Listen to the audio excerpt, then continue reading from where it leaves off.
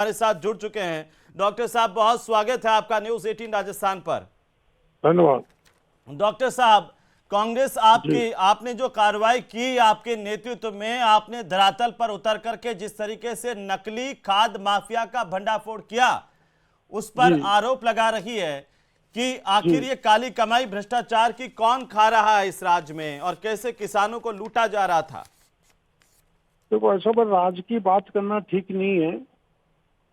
दरअसल में मैं ये कहूँगा तो इनको आपत्ति होगी। ये सब मैंने रजिस्ट्रेशन निकाल दिए, सारे पिछले कांग्रेस के राज के हैं, दिए हुए लाइसेंस हैं। और मैं उसका राजनीतिकरण नहीं करना चाहता, जी लेकिन बड़े पैमाने पर ये जो मार्बल का स्लरी है और वहाँ की जो मिट्टी है उसमें मिला के कुछ सीमेंट मिलाते हैं, नोड्यूल बनाते हैं और उन नोड्यूल्स पर कलर करते हैं।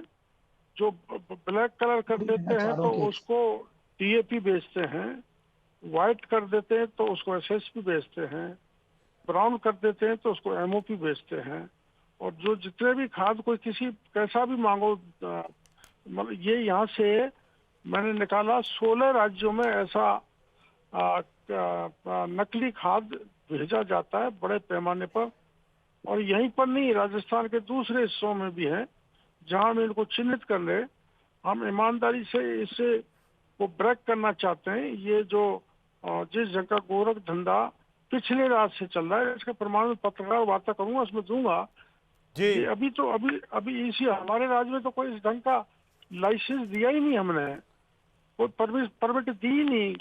वो तो, और मैं इनको पिछला राज, वो कौन सा राज में इसीलिए नहीं बोला कि बिना बात एक अच्छे मुद्दे का राजनीतिकरण हो जाएगा।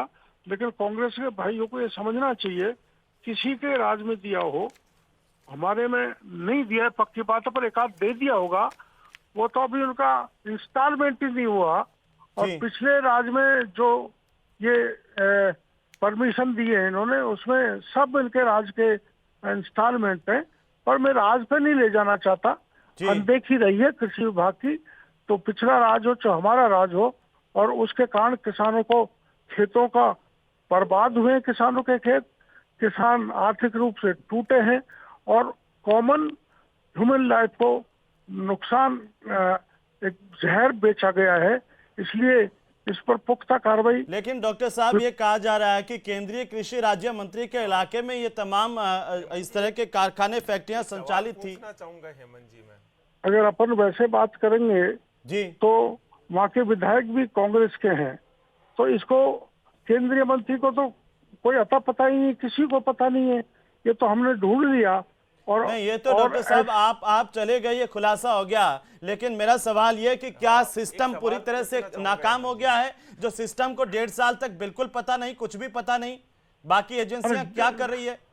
1.5 साल की बात नहीं है। तो आपका नाम से 2019 से 23 तक बड़े पैमाने पर ऐसा खाद नकली बना के बेचा गया है।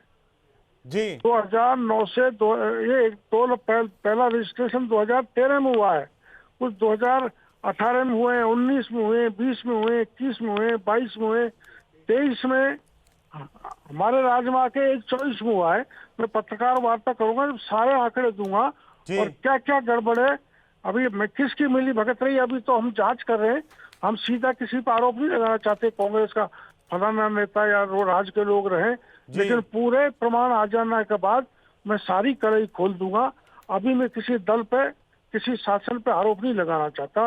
अभी तो मैं कांग्रेस के भाइयों से भी कहूंगा, अपन को मिलजुल के ऐसे जो नेक्सस बन गया उसको तोड़ना चाहिए और किसानों के जीवन को बचाना चाहिए, किसानों की खेती को बचाना चाहिए।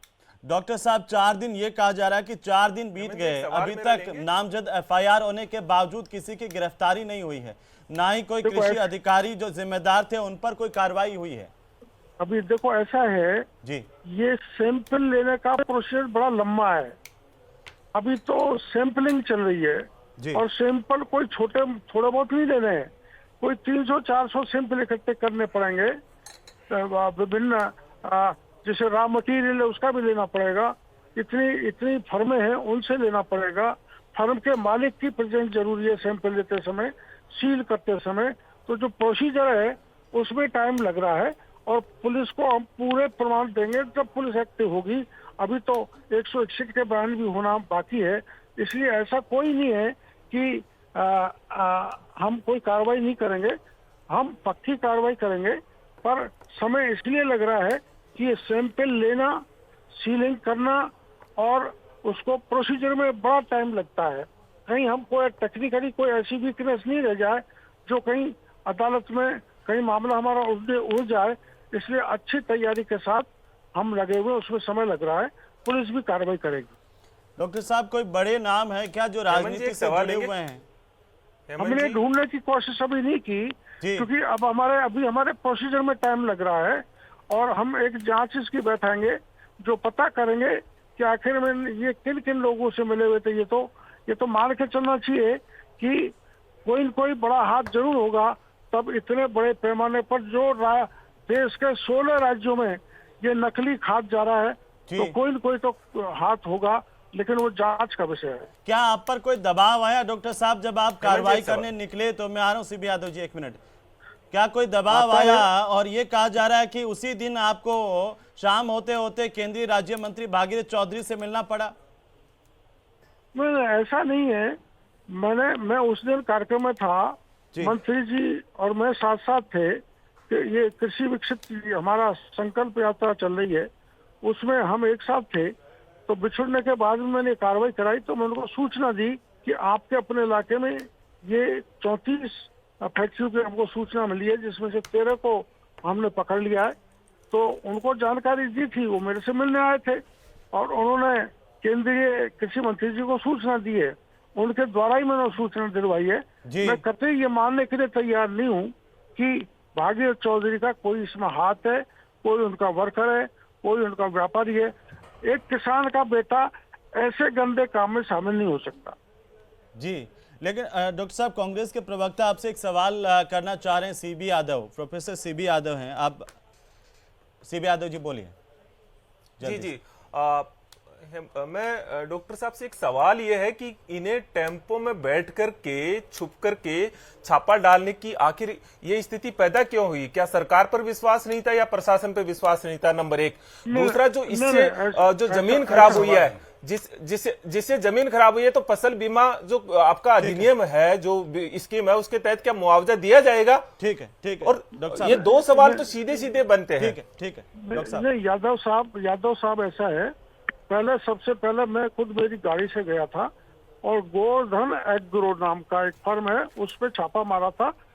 अधिकारियों पे भरोसा है, अधिकारी मेरे साथ थे, मैं अकेला नहीं था।